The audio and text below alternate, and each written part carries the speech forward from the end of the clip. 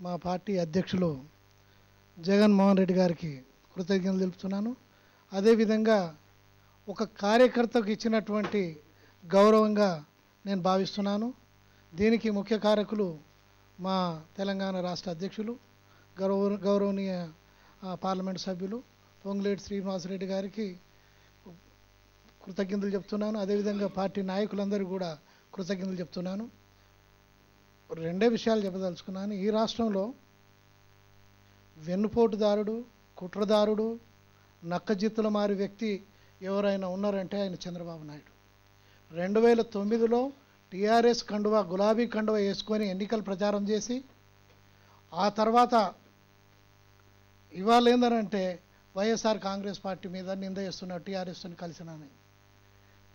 ఆంధ్రప్రదేశ్ శాసనసభలో వైఎస్ఆర్ కాంగ్రెస్ పార్టీ అవిశ్వాస తీర్మానాన్ని ప్రవేశపెడితే స్వయంగా చంద్రబాబు నాయుడే కాంగ్రెస్ ప్రభుత్వాన్ని నిలబడటానికి విప్ జారీ చేసినటువంటి ఒక కుట్రదారుడు, కుతంత్రాలు పన్నేటువంటి వ్యక్తి చంద్రబాబు నాయుడు. చంద్రబాబు నాయుడు కానీ ఆయన పార్టీ కార్యకర్తలకు కానీ ఎటువంటి అర్హత, అధికారం లేదు వైఎస్ఆర్ కాంగ్రెస్ పార్టీని నిందించడానికి. ఇవాళ ఈ తెలంగాణ రాష్ట్రంలో కానీ ఆంధ్రప్రదేశ్లో కానీ రెండు ప్రభుత్వాలు కూడా ప్రజా విశ్వాసాన్ని కోల్పోయినటువంటి ప్రభుత్వాలు. కాబట్టి ఈ రెండు పార్టీలకు అంటే తెలుగుదేశం, బీజేపీ కూడా ఇవాళ భారతదేశంలో దళితులు కానీ, గిరిజనులు కానీ, మైనార్టీలు కానీ బతకనించేటువంటి పరిస్థితి లేదని చెప్పి మరి దేశమంతా జరుగుతున్నటువంటి పరిణామాల ద్వారా తెలుస్తుంది. కాబట్టి బీజేపీ కానీ తెలుగుదేశం పార్టీ ఉమ్మడిగా ఉన్నటువంటి ఈ ఐక్య సంఘటన ఏదైతుందో దీనికి అడిగే అర్హత లేదు. అదేవిధంగా కాంగ్రెస్ పార్టీ మరి వైఎస్ రాజశేఖర రెడ్డి గారి కుటుంబానికి ఏదైతే ద్రోహం చేసిందో అటువంటి ద్రోహం చేసిన పార్టీని ఎటువంటి పరిస్థితిలో మేము క్షమించేటువంటి పరిస్థితి లేదు.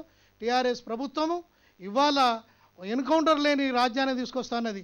ఎన్కౌంటర్ చేసినటువంటి అమ్మాయిని నానా చిత్రహింసలు పెట్టి బలాత్కారం చేసి ఆ తర్వాత ఏంటంటే యాసిడ్ పోసి చంపినటువంటి దుర్మార్గ ప్రభుత్వము కేసీఆర్ ప్రభుత్వం. ఆ ప్రభుత్వానికి వ్యతిరేకంగా ఖచ్చితంగా వరంగల్ పార్లమెంటు ఉప ఎన్నికలో మేము ప్రచారం చేస్తాము. కేసీఆర్ యొక్క నియంతృత్వాన్ని, కేసీఆర్ యొక్క దొరపోకల్ని తప్పనిసరిగా ఎత్తు చూపుతాము. ఎక్కడ కూడా రాజీ పడేటువంటి పరిస్థితి లేదు.